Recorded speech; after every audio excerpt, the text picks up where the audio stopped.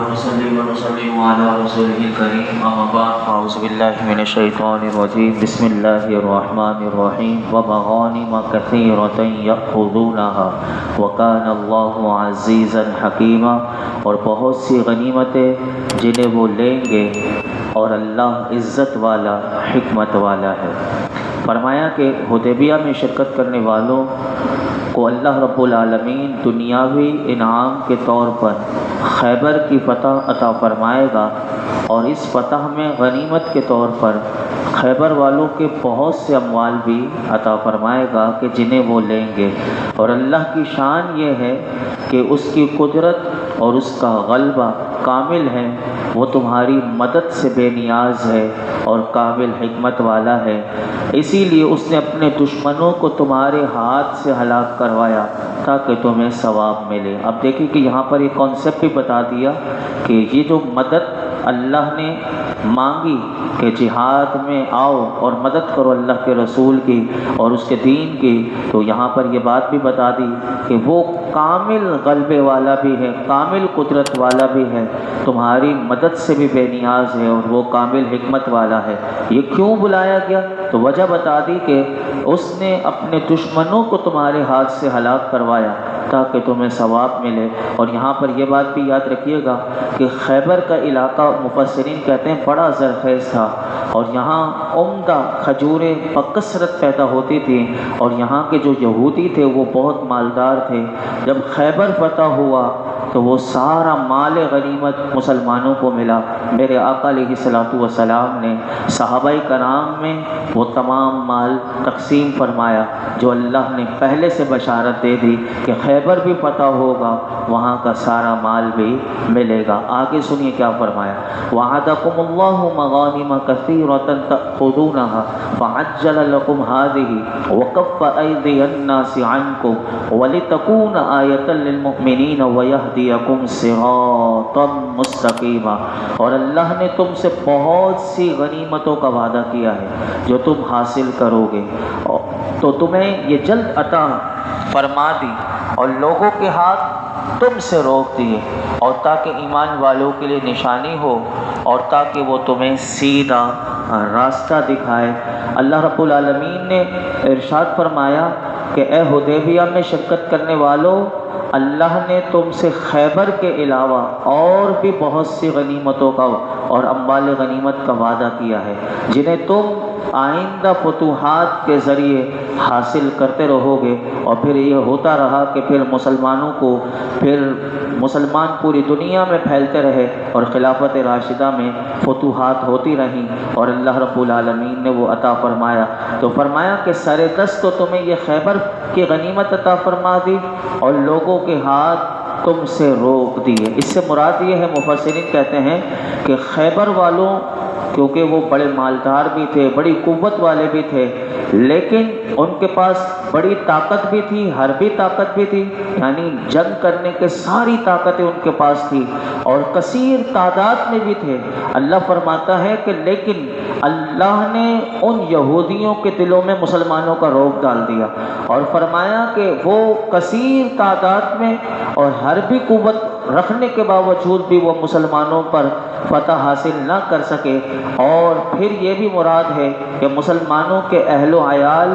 جو ہیں ان لوگوں کے ہاتھ جو ہیں وہ روک دیے کہ وہ خوف زدہ ہو کر انہیں نقصان نہ پہنچا سکیں۔ اس کا واقعہ یہ ہے کہ مسلمان جنگ خیبر کے لیے روانہ ہوئے تو یہودیوں کے دو قبیلے جن کا نام تھا بنی اسد اور غطفان، یہ مدینہ منورہ میں تھے۔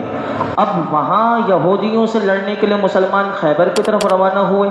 یہاں مدینے میں جو یہودیوں کے جو دو قبیلے تھے، قبیلہ اسد، بنی اسد اور غطفان، انہوں نے چاہا کہ مسلمان تو کیونکہ یہ مدینے سے چلے گئے، اب مسلمانوں کی جو عورتیں ہیں، ان کے بچے، ان کے اہل و عیال کو وہ لوٹ لیں۔ تو اللہ رب العالمین نے، کیونکہ وہ مجاہدین فی سبیل اللہ تھے، اللہ فرماتا ہے کہ انہوں نے چاہا کہ وہ مدینہ طیبہ پر حملہ کر کے ان کے اہل و عیال کو لوٹ لیں، لیکن اللہ نے اس قبیلے کے دلوں میں بھی ایسا رعب ڈالا کہ ان کی ہمت نہ ہوئی کہ وہ مسلمانوں کے اہل و عیال کو لوٹ سکیں پیچھے سے۔ تو یہ بات یہاں پر اللہ نے ذکر کی اور فرمایا یہ غنیمت دینا اور دشمنوں کے ہاتھ کو روک دینا، فرمایا یہ اس لیے ہوا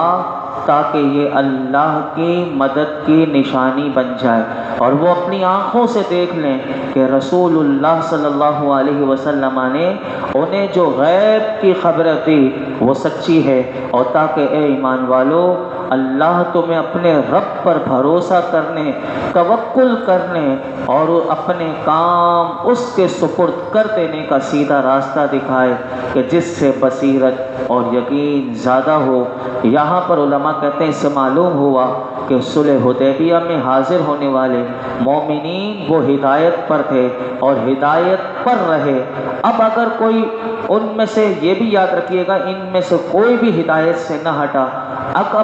اگر کوئی اس کا انکار کرے کہ وہ ہدایت پر نہیں رہے تو وہ اس آیت کا منکر ہوگا، اور قرآن کا منکر وہ دائرہ اسلام سے نکل جاتا ہے۔ تو یہاں پر یہ بات بھی یاد رکھیے گا۔ اور ایک بات اس آیت کریمہ سے ہمیں یہ بھی سیکھنے کو ملی کہ جو اپنے رب پر بھروسہ کرتے ہیں اور اپنے کام اس کے سپرد کر دیتے ہیں تو اللہ انہیں سیدھا راستہ دکھاتا ہے، اور جب وہ سیدھا راستہ دکھاتا ہے تو فرمایا اس سے بصیرت اور یقین انسان کا اور مزید بڑھ جاتا ہے۔ اللہ ہمیں اپنی ذات پر کامل بھروسہ عطا فرمائے۔ آگے ارشاد فرمایا وَأُخْرَى لَمْ تَقْدِرُوا عَلَيْهَا قَدْ أَحَاطَ اللَّهُ بِهَا وَكَانَ اللَّهُ عَلَى كُلِّ شَيْءٍ قَدِيرًا، اور دوسری غنیمتوں کا بھی وعدہ فرمایا ہے کہ جن پر تمہیں قدرت نہیں انہیں اللہ نے غیر رکھا ہے، اور اللہ ہر چیز پر قادر ہے۔ اللہ تعالیٰ نے اس آیت کریمہ میں مفسرین فرماتے ہیں ایک اور علاقے کی فتح اور اس سے حاصل ہونے والے اموال غنیمت کا فرمایا کہ تم سے وعدہ فرمایا ہے کہ جسے فتح کرنے پر تمہیں قدرت نہ تھی اور اللہ تعالیٰ نے تمہارے لیے انہیں غیر رکھا ہے تاکہ تم ان پر فتح اور غنیمت حاصل کرو۔ حضرت عبداللہ بن عباس رضی اللہ عنہما فرماتے ہیں کہ وہ کون سے علاقے، وہ کون سی فتح ہے، تو اس علاقے سے فارس اور روم مراد ہے جو اس وقت کی سپر پاور تھی اور ان کے پاس بھی ہر قسم کا سب کچھ تھا، اور اہل عرب ان سے جنگ کرنے پر قادر نہیں تھے۔ حضرت عبداللہ بن عباس فرماتے ہیں یہاں تک کہ اہل عرب میں اللہ تعالیٰ نے انہیں دین اسلام سے مشرف فرمایا، اس دین کی برکت سے عرب والوں کو اہل روم اور فارس سے جنگ کرنے کی قدرت عطا فرمائی۔ اور بعض مفسرین نے اس آیت کریمہ میں یہ بھی لکھا کہ اس سے خیبر بھی مراد ہے کہ جس کا اللہ تعالیٰ نے پہلے سے وعدہ فرمایا، اور مسلمانوں کو امید نہ تھی کہ اللہ اس وقت کے وہ یہودیوں سے جنگ لڑ سکیں گے، لیکن اللہ نے انہیں فتح دی۔ اور ایک قول اسی آیت کریمہ میں یہ بھی ہے کہ اس سے فتح مکہ مراد ہے، ایک قول اسی آیت کے بارے میں یہ ہے کہ اس سے ہر وہ فتح مراد ہے کہ جو اللہ تعالیٰ نے مسلمانوں کو عطا فرمائی۔ آگے ارشاد فرمایا وَلَوْ قَاتَلَكُمُ الَّذِينَ كَفَرُوا لَوَلَّوُا الْأَدْبَارَ ثُمَّ لَا يَجِدُونَ وَلِيًّا وَلَا نَصِيرًا، اور اگر کافر تم سے لڑیں گے تو ضرور تمہارے مقابلے سے پیٹھ پھیر دیں گے، پھر وہ کوئی حمایتی اور مددگار نہ پائیں گے۔ اللہ تعالیٰ نے یہاں پر بھی ایک غیبی خبر دے دی کہ اہل مکہ اگر صلح کرنے کے بجائے جنگ کرتے اور اہل خیبر کے حلیف قبیلہ اسد اور قبیلہ غطفان کے لوگ تم سے جنگ کرنے کی ہمت کریں تو یہ لوگ تمہارے مقابلے میں ضرور پیٹ پھیر کر بھاگ جائیں گے، اور مسلمانوں سے فرمایا کہ تم ہی ان پر غالب آؤ گے اور انہیں شکست ہوگی، پھر وہ اپنا کوئی حمایتی اور مددگار نہ پائیں گے۔ بعض علماء اسی آیت کے ضمن میں کہتے ہیں کہ اگر آج بھی مسلمان صحیح مسلمان ہو کر صحیح طریقے سے اسلامی احکام پر عمل کریں اور اللہ کی رضا کے لیے جنگ کریں تو آج بھی بدر و حنین والے نظارے آج بھی اللہ دکھائے گا۔ یہ آیت سے یہ پیغام ہے کہ اگر مسلمان آج بھی صحیح ہو جائیں تو فلسطین کے مسلمانوں کی مدد کرنا کوئی مشکل نہیں، آج بھی کشمیر کو آزاد کرانا کوئی مشکل نہیں، آج بھی جہاں مسلمانوں پر ظلم ہو رہا ہے آج بھی اگر مسلمان صحیح ہو جائیں تو آج بھی اللہ رب العالمین اسلام پر صحیح طریقے سے عمل کرنے کی وجہ سے جو بدر میں اللہ کی مدد آئی تھی، جو خیبر میں اللہ کی مدد آئی ہے، جو حنین میں اللہ کی مدد آئی ہے، آج بھی یہ آیت کریمہ پیغام دے رہی ہے۔ آج بھی اللہ وہ نظارے آج بھی کرا سکتا ہے۔ اور پھر اگلی آیت میں فرمایا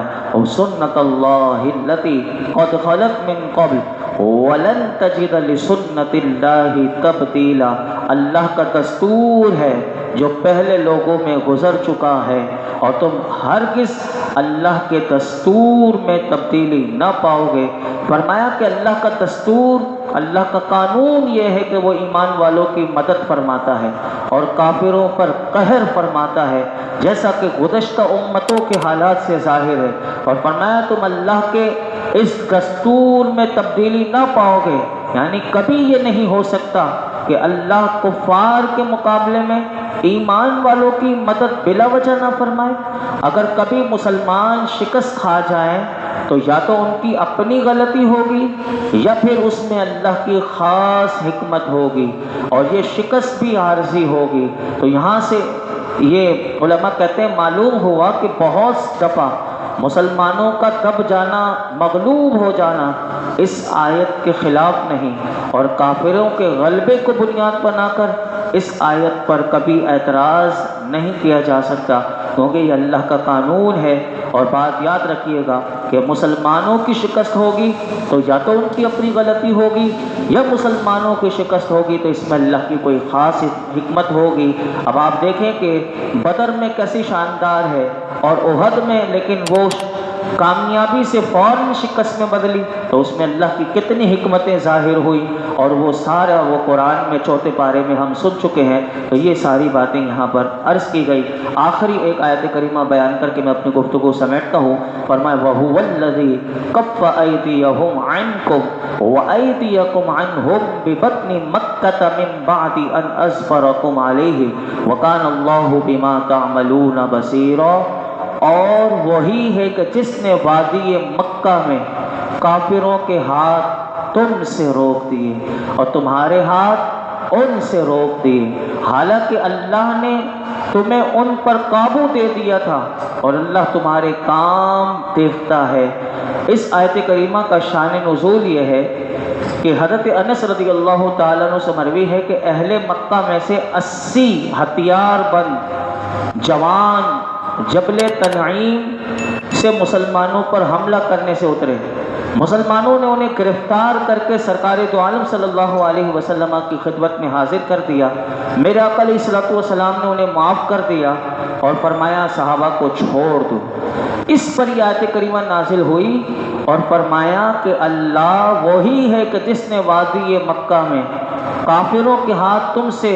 لڑائی سے روک دیے اور تمہارے ہاتھ ان کافروں کو قتل کرنے سے روک دیے، حالانکہ اللہ نے تمہیں ان پر قابو دے دیا تھا اور تم انہیں آسانی سے قتل کر سکتے تھے۔ اگر تم انہیں قتل کر دیتے تو پھر دونوں طرف سے لڑائی چھڑ جاتی، اور فرمایا کہ اس لڑائی میں اگرچہ مسلمان ہی غالب آتے لیکن اس موقع پر یہ مسلمانوں کے حق میں زیادہ مفید نہ ہوتی، اسی لیے اللہ نے جنگ کا سبب پیدا ہونے ہی نہ دیا۔ تو اللہ نے فرمایا کہ اللہ تمہارے کام دیکھتا ہے۔ اور بعض مفسرین کے نزدیک یہ معاملہ فتح مکہ کے دن ہوا، کیسے بغیر خون خرابے کے وہی کافر جو حضور کو حدیبیہ کے وقت آنے نہیں دے رہے تھے، لیکن جب میرے آقا 10,000 صحابہ کے ساتھ پہنچے فتح مکہ والے دن تو کیسے وہ جنگ ہوئی نہیں اور کیسے فتح مکہ ہو گیا۔ اور اسی سے امام اعظم نے یہ ثابت فرمایا کہ مکہ مکرمہ صلح سے نہیں بلکہ قوت سے فتح ہوا تھا۔ امام اعظم نے اس آیت کریمہ سے یہ ثابت کیا کہ اس دن فتح مکہ صلح سے ثابت نہیں ہوا تھا بلکہ قوت سے فتح ہوا تھا۔ اور بعض مفسرین کے نزدیک صلح حدیبیہ کے موقع پر بھی ایسا ہی ہوا۔ اللہ رب العالمین ہم سب کو قرآن حکیم کا نور اور اس کا فیضان عطا فرمائے۔ الحمدللہ رب العالمین والصلاۃ والسلام علی سید الانبیاء والمرسلین وعلی آلہ واصحابہ اجمعین۔ یا اللہ یا رحمان یا رحیم ہم سب کی حاضری کو قبول مقبول فرما۔ نماز عشاء ادا کرنا، درس قرآن سننا، درود پاک پڑھنا اور مولا کریم سننا سنانا اپنی بارگاہ میں قبول فرما۔ مولا کریم اس میں کوئی غلطی کوتاہی معاف فرما یا رب العالمین۔ لاکھوں لاکھ حاجیوں مولا کریم عرفات کے میدان سے اس وقت مزدلفہ کی جانب رواں دوا، اے میرے مولا جن کے حج کو تو نے قبول فرمایا ان حاجیوں کا صدقہ ہمارے گناہ معاف کر دے، ہماری بے حساب مغفرت فرما، ہمارے والدین کی، میرے آقا کی تمام امت کی مغفرت فرما، دنیا اور آخرت کی ساری بھلائیاں عطا فرما۔ یا اللہ جو رحمت، جو تیرا فضل و کرم ان پر نازل ہو رہا ہے اور ہوا مولا کریم آج عرفات کے میدان میں، اب مزدلفہ کی رات جو ان پر تیرا کرم ہوگا مولا کریم اس میں سے حصہ ہمیں بھی عطا فرما۔ یا اللہ ہم سب پر اپنا خاص فضل و کرم نازل فرما۔ یا اللہ ہمارے گناہ معاف کر دے، ہماری نافرمانیاں معاف کر دے، ہمیں حقیقتاً نیک بنا دے، پرہیزگار بنا دے، اپنی پسند کا بندہ بنا دے۔ اے اللہ لاکھوں لاکھ حاجیوں کی لبیک کا صدقہ ہم سب کو ہر سال حج مبرور کی سعادتیں عطا فرما، عمرہ مقبول کی سعادتیں عطا فرما، ہمارے نصیبوں کو اچھا فرما، ہمارے روزگار میں برکتیں عطا فرما، ہمارے رزق دسترخوان کو وسیع فرما۔ میرے مولا جن کے روزگار مولا کریم کسی بھی وجہ سے بند ہیں مولا کریم ان کے لیے آسانی پیدا فرما۔ یا رب العالمین ہمارے کئی مولا کریم کباڑی بھائی ہیں مولا کریم جن کا مولا کریم کام 2 مہینوں سے بند ہے، اللہ سب پر کرم فرما دے، مولا کریم ان کے لیے آسانیاں پیدا فرما۔ مولا کریم ہمارے گھروں میں برکتیں عطا فرما، ہمارے بیماروں کو شفا دے دے، ہمارے پریشان حالوں کی پریشانیاں دور کر دے، ہمارے بے روزگاروں کو اچھا روزگار دے دے۔ یا اللہ جو تو ہمیں عطا کر رہا ہے اس میں برکت عطا کر دے، اس اپنا فضل عطا فرما دے، ہماری روزیوں کو برکت والی بنا دے، ہمیں مبارک روزی عطا فرما، ہمارے گھروں میں سکون عطا فرما، ہمارے گھروں میں مولا کریم جو بے نمازی ہے اسے بھی نمازی بنا دے، ہم سب کے گھر والوں کو نیک بنا دے، ہمارے گھروں میں مولا کریم ہمارے گھروں کو جنتی گھرانہ بنا دے۔ آج تک ہم نے جتنی دعائیں کی ہیں آئندہ کرتے رہیں گے، پروردگار عالم ہماری تمام دعاؤں کو قبول فرما، ایمان و عافیت والی زندگی، ایمان و عافیت والی موت نصیب فرما۔ وصلی اللہ تعالی علی خیر خلق محمد وعلی آلہ وصحبہ اجمعین۔